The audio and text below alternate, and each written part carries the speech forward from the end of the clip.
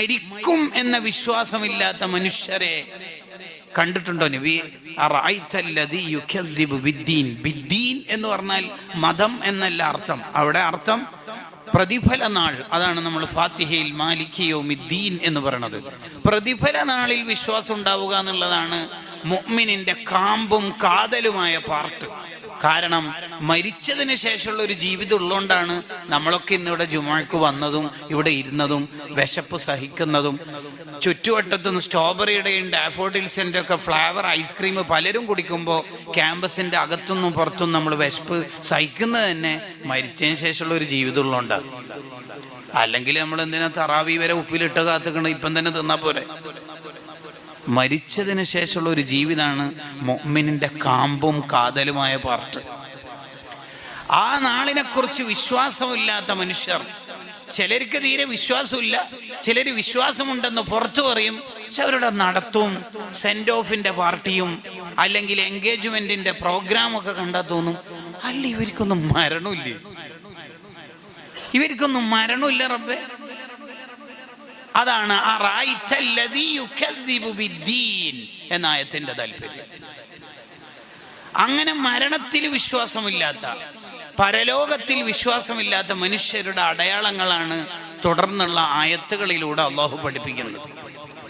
ഒരു മനുഷ്യനെ തെറ്റിൽ നിന്ന് പിടിച്ചു നിർത്തുന്നത്, പാതിരാക്ക് എഴുന്നേറ്റ് നിസ്കരിക്കാൻ തോന്നിപ്പിക്കുന്നത്, സർവ തെറ്റുകുറ്റങ്ങളുടെ സാഹചര്യത്തെയും മറികടന്ന് മുത്തഖിയായി ജീവിക്കാനുള്ള ഇന്ധനം നിറക്കുന്നത് അൽ മൗത്ത്, മരണം എന്ന ചിന്തയാണ്. അതാണ് നമ്മുടെ ഹൃദയത്തിൽ എപ്പോഴും ഉണ്ടാവേണ്ടത്. ആര് മരിച്ചാലും വ ഇലൈഹി തുർജഊൻ, ഇന്നാ ലില്ലാഹി വ ഇന്നാ ഇലൈഹി റാജിഊൻ, നമ്മൾ അല്ലാഹുവിലേക്ക് മടങ്ങുന്നവരാണ് എന്ന് നമ്മൾ ചൊല്ലുന്നത് ആത്മാർത്ഥതയോടെയാണെങ്കിൽ ആ ഒറ്റ മരണം മതി നമ്മൾ നന്നാവാൻ. റൂഹുൽ ബയാൻ എന്ന തഫ്സീർ ഗ്രന്ഥത്തിൽ കാണാം, ഒരാളുടെ ഹൃദയം മരിച്ചുപോയി എന്നുള്ളതിൻ്റെ 3 അടയാളങ്ങളിൽ ഒന്ന് അല്ലാ യഅ്തബിറ ബിമൗതി അഹദിൻ, ആര് മരിച്ചാലും ഞാൻ മരിക്കുമെന്ന ബോധം ഇല്ലാതിരിക്കലാണ്. ആര് മരിച്ചാലും ഞാൻ മരിക്കുമെന്ന ബോധം ഇല്ലാത്തതാണ് പലരും പരാജയപ്പെട്ടു പോകുന്നതിൻ്റെ ഒരു കാരണം. ആരെങ്കിലൊക്കെ മരണപ്പെട്ടാൽ ഏറ്റവും പുതിയ ഇന്നാ ലില്ലാഹി വ ഇന്നാ ഇലൈഹി റാജിഊന്റെ സ്റ്റിക്കർ പോസ്റ്റാനല്ല നോക്കേണ്ടത്, ഇതേപോലെ ഞാനും ഒരു ദിവസം മരിക്കുമല്ലോ എന്ന് ചിന്തിക്കണം. വ ഇലൈഹി റാജിഊൻ. ഖുർആനിന്റെ ആയത്തുകൾ അള്ളാഹു ഇറക്കുമ്പോൾ അവസാനത്തിൽ ഇറക്കിയ ആയത്ത് എന്താണെന്നറിയോ? വത്തഖൂ യൗമൻ തുർജഊന ഫീഹി ഇലല്ലാഹ്. നിങ്ങൾ എൻ്റെ അടുത്തേക്ക് വരേണ്ട ഒരു ദിവസം ഉണ്ടല്ലോ, അതെപ്പോ ഓർമ്മയിലുണ്ടാവും. നമ്മൾ മരിക്കുന്നതിൻ്റെ തൊട്ട് മുമ്പ് മനസ്സിലാവും നമ്മൾ പരാജയപ്പെട്ട ആളാണോ വിജയിച്ച ആളാണോ. പിന്നൊന്നും ചെയ്യാൻ കഴിയില്ല. മരിക്കുന്നതിൻ്റെ തൊട്ട് മുമ്പ് ഏത് മനുഷ്യനും മനസ്സിലാവും ഇനി ഒന്നും പിന്നെ ചെയ്യാൻ കഴിയില്ല. ഖബറിലെത്തിയാൽ ഉള്ള സുഖം എന്താണ്? മോമിനീങ്ങൾക്ക് അവരെപ്പോഴും സ്വർഗം കാണുന്നുള്ളതാണ്. ഇയാൾ എത്തിച്ചേരാൻ പോകുന്ന സ്വർഗ സീറ്റ് ഇങ്ങനെ കണ്ടുകൊണ്ടിരിക്കും. അതാണ് ശരിക്കും സ്വർഗത്തിൽ പോകുന്നതിന് മുമ്പുള്ള ഏറ്റവും വലിയ ആസ്വാദനം. ഉറപ്പല്ലേ? ഉറപ്പല്ലേ? നരകക്കാരന് ഏറ്റവും വലിയ ശിക്ഷ എന്താ? ഇയാള് പോകാനിരിക്കുന്ന നരകം രാവിലെയും വൈകുന്നേരവും ഖബറിന് ഇങ്ങനെ കാണിച്ചു കൊടുക്കും എന്നുള്ളതാണ്. അതാണ് ഖബർ എന്ന് പറയുന്നത്. പിന്നെ എന്തെങ്കിലും ചെയ്യാൻ പറ്റുമോ? ഇല്ല. അതാണ് ഖുർആൻ പറഞ്ഞത് അൽഹാകുമുത് തകാസുർ.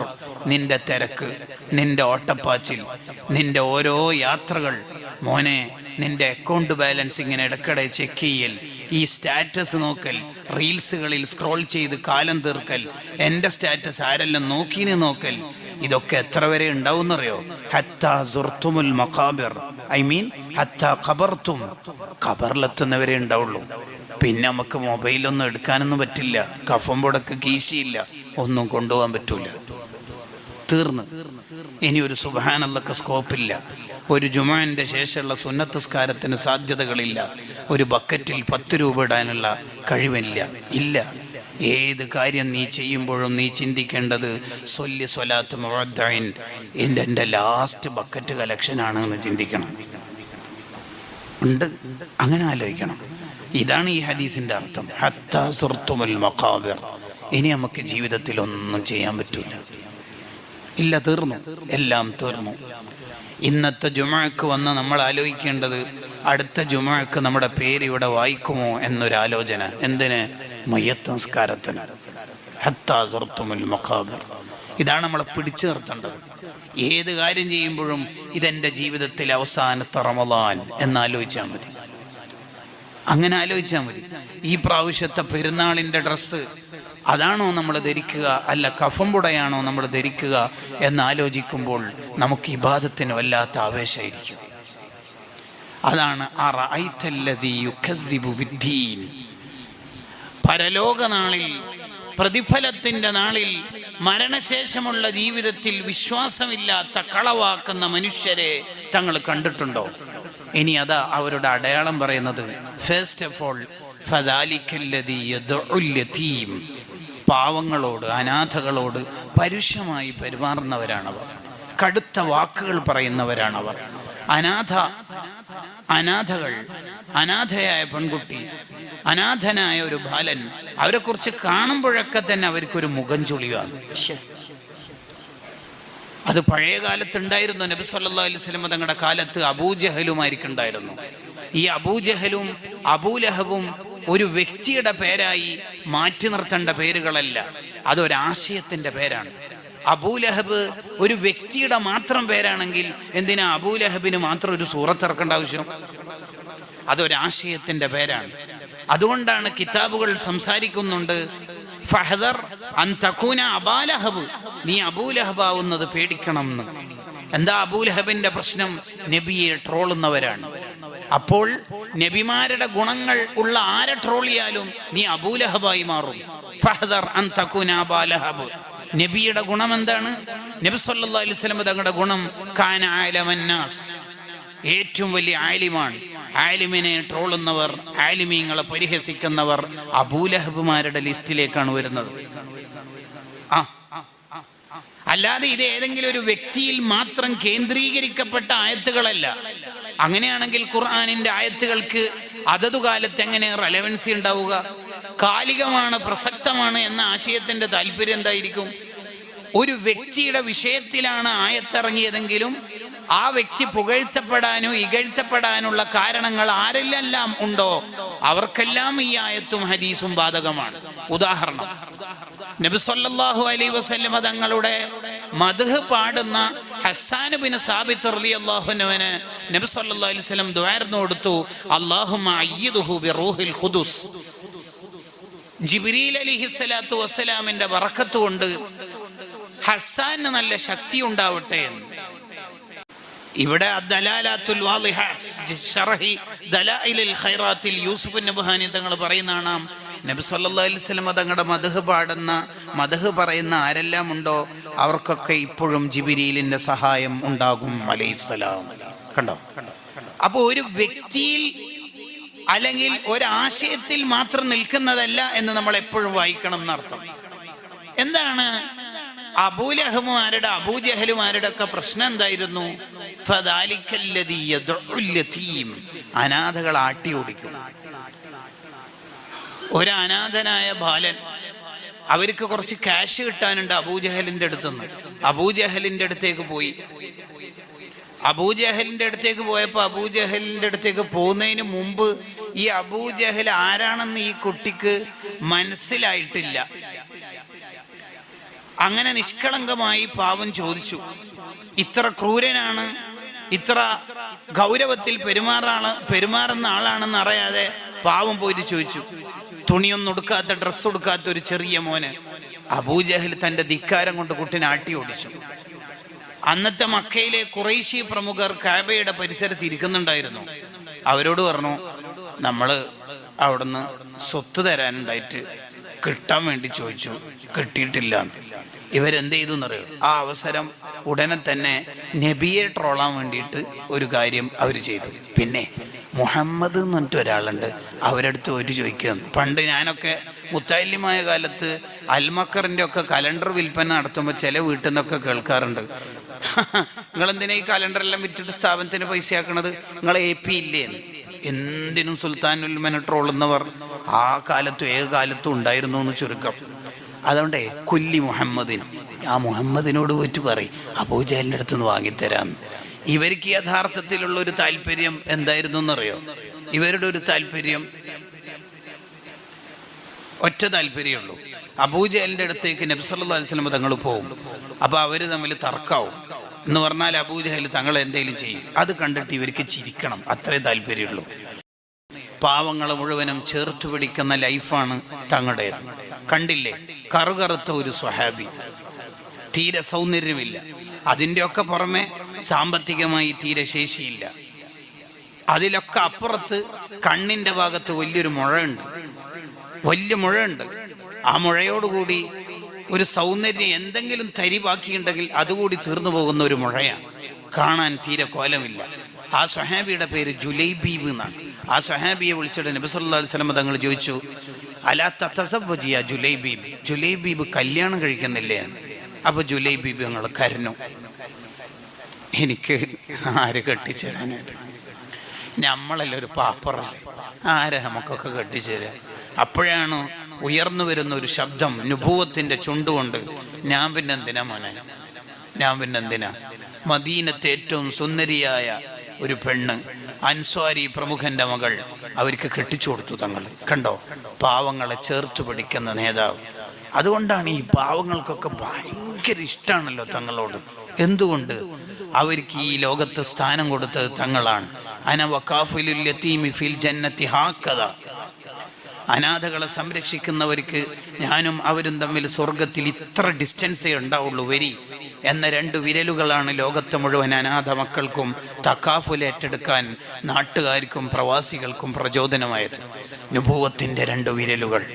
ഈ 2 വിരൽ ഉയർത്തിയ ഒറ്റ കാരണം കൊണ്ടാണ് ലോകത്തെ മുഴുവൻ അനാഥ മക്കളും സംരക്ഷിക്കപ്പെടുന്നത് തന്നെ. അതവർക്കറിയാം. അനാഥകൾക്ക് തങ്ങളെ മറക്കാൻ പറ്റൂല. പാവങ്ങളെ ചേർത്ത് പിടിക്കുന്നവർ,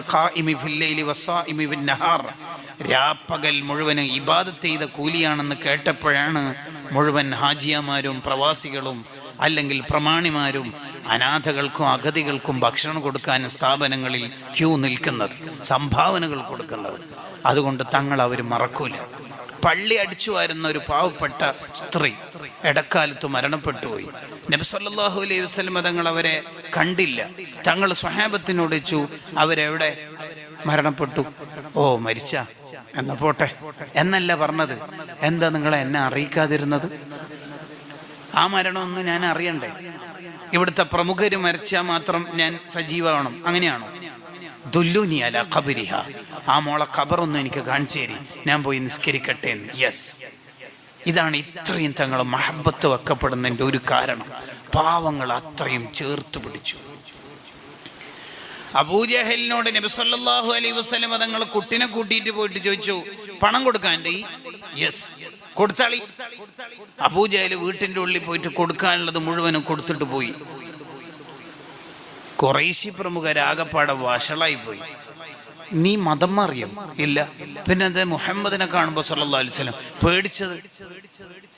2 ഭാഗത്തും എന്നെ കടിച്ചു കീറുന്ന ജീവികളോ എന്തോ ഒരു പേടിപ്പെടുത്തുന്ന എന്തോ എനിക്ക് കണ്ടു. നുബുവത്താണത്, നുബുവത്തിന്റെ ശക്തിയാണ് ആ കാണുന്നത്. അബൂജഹൽ പേടിച്ചു പോയി. അനാഥകളെ ആട്ടിയോടിക്കുന്ന അബൂജഹലുമാരാവരുത് എന്നാണ് പറഞ്ഞതിൻ്റെ അർത്ഥം. അനാഥകളുടെ ഭക്ഷണം മുടക്കുന്നവരാവരുത് നമ്മൾ എന്നാണ് അർത്ഥം. ലോകത്തെ ഏറ്റവും ശ്രേഷ്ഠമായ സുപ്ര ഏത് എന്ന് ഹദീസിലുണ്ട്. ഒരു യതീമായ മോനങ്ങാനും നമ്മുടെ സുപ്രയിൽ നമ്മുടെ കൂടെ ഭക്ഷണം കഴിക്കാൻ ഇരിക്കുന്നുണ്ടെങ്കിൽ അത്ര സൂപ്പറായ ഒരു മാഇദ, ഒരു സുപ്ര, ഒരു ഭക്ഷണത്തളിക തീന്മേശ ലോകത്തില്ല. ഹദീസിൽ കാണാം. അതിനേക്കാൾ മഹത്വമുള്ളത് ലോകത്തില്ലേ ഇല്ല.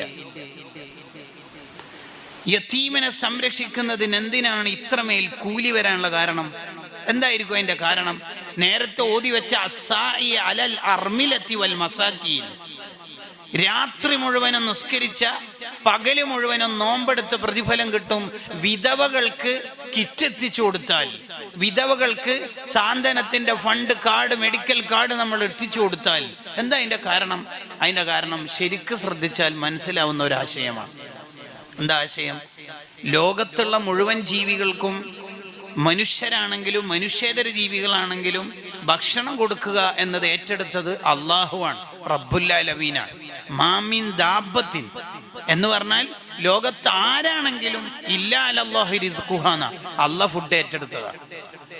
അതിന് അള്ളാഹു മക്കൾക്ക് ഭക്ഷണം കൊടുക്കാൻ ഉപ്പനെ ഏൽപ്പിച്ചു, ഭാര്യക്ക് ഭക്ഷണം കൊടുക്കാൻ ഭർത്താവിനെ ഏൽപ്പിച്ചു. ഇടക്കാലത്ത് ഭർത്താവ് മരിച്ചുപോയി, അല്ലെങ്കിൽ ഉപ്പ മരണപ്പെട്ടു പോയി എങ്കിൽ ഡയറക്റ്റ് ഇനി അള്ള തന്നെ കൊടുക്കണം.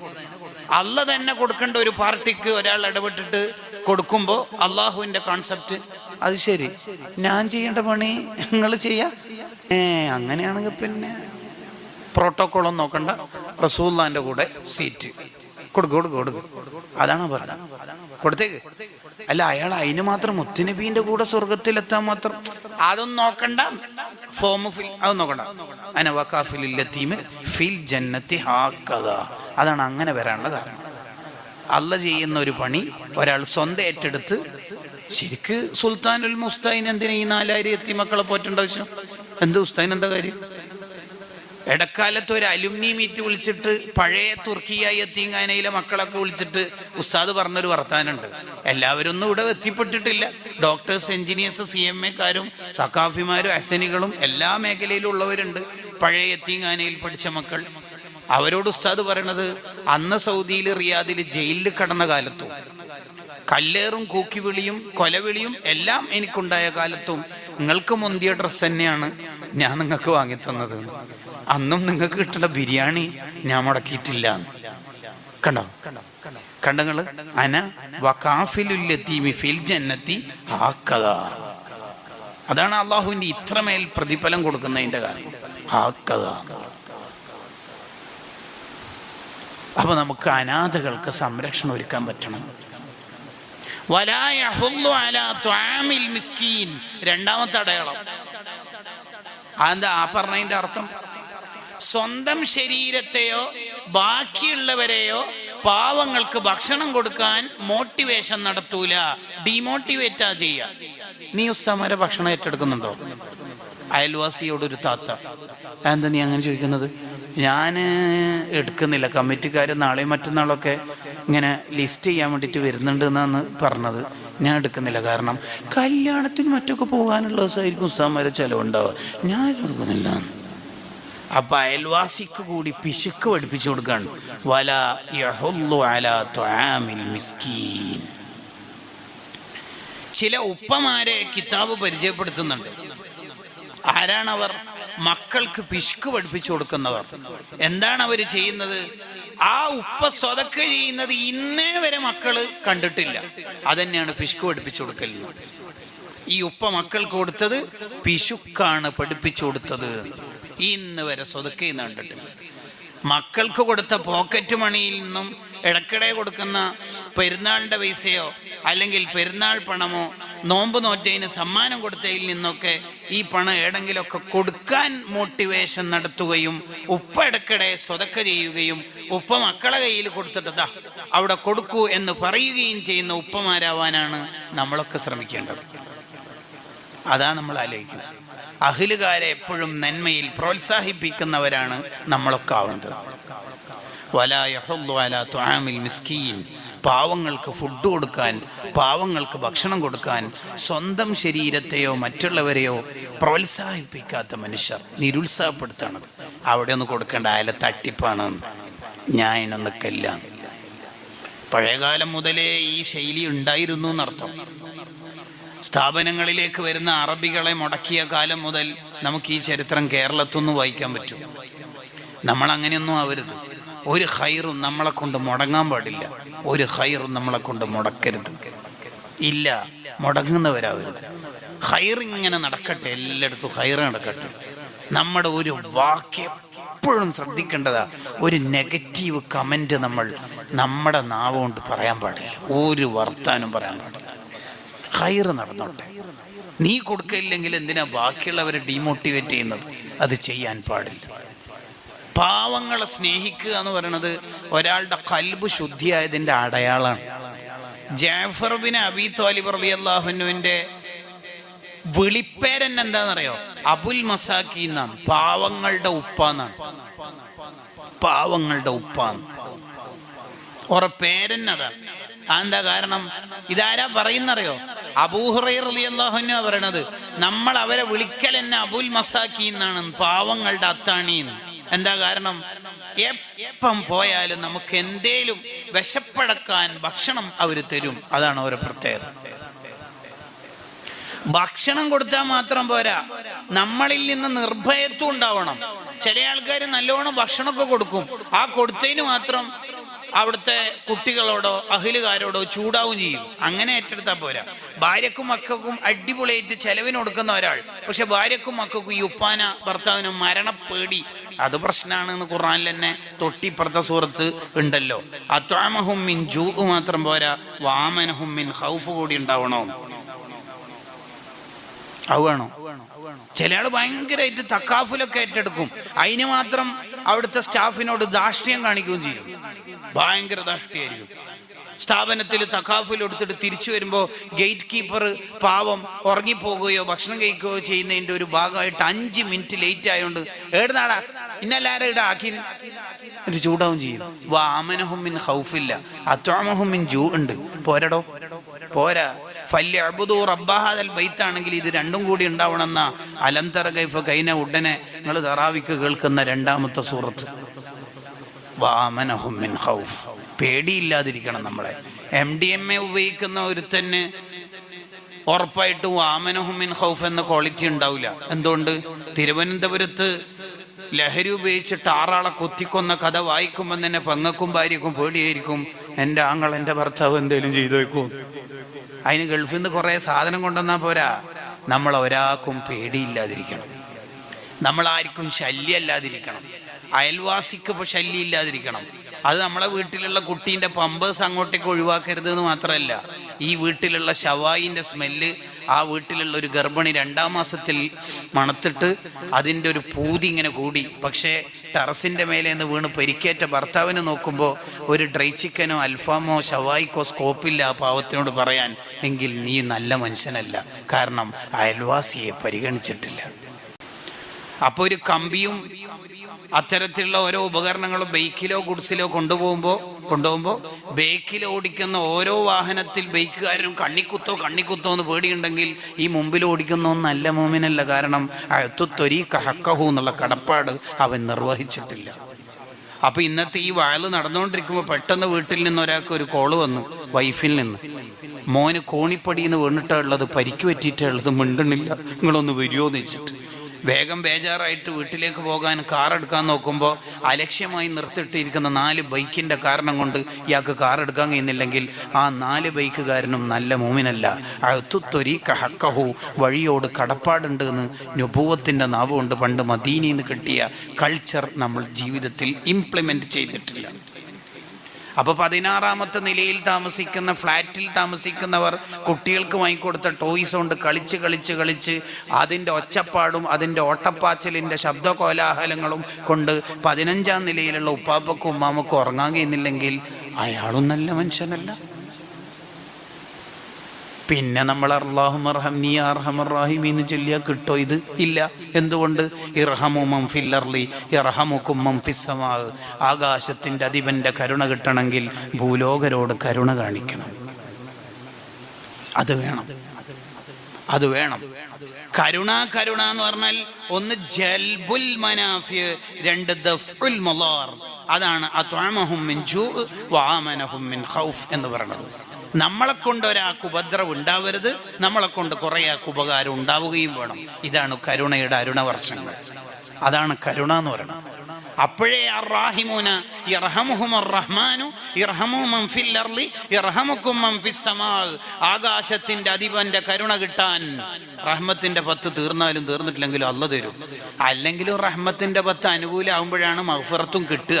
കാരണം മഗ്ഫിറത്ത് എന്ന് പറഞ്ഞാൽ അയ്യടാ ഞാൻ തന്ന കണ്ണുകൊണ്ടും കാലുകൊണ്ടും തെറ്റ് ചെയ്തിട്ട് എന്നെ പൊറുക്കണേനോ. അള്ളാഹ്ക്ക് അങ്ങനെ കോൺസെപ്റ്റ് വന്നാൽ നമ്മൾ തീർന്നില്ലേ? അള്ളാഹ് നിന്റെ കരുണ കൊണ്ട് മഗ്ഫിറത്ത് തരണേന്ന് തന്നെയാണ് അതിൻ്റെ അർത്ഥം. പിന്നെ നരകത്തിൽ സീറ്റ് കൺഫേം ചെയ്തിട്ട് ഇപ്പം ചാർട്ട് പ്രിപ്പയർഡ് ആയതിനു ശേഷം ഇനി ഞാൻ നരകത്തിലേക്കില്ല നടക്കൂല എന്ന് വേണമെങ്കിൽ അള്ളാഹ്ക്ക് പറയുകയൊക്കെ ചെയ്യാം. പക്ഷേ അള്ളാഹിന്റെ കരുണ കണ്ട് തന്നെയാണ് നരകമോചനം കിട്ടേണ്ടത്. മൻ ഖശിയ റഹ്മാന ബിൽ ഗൈബി ഫബശ്ശിർഹു ബിൽ മഗ്ഫിറ.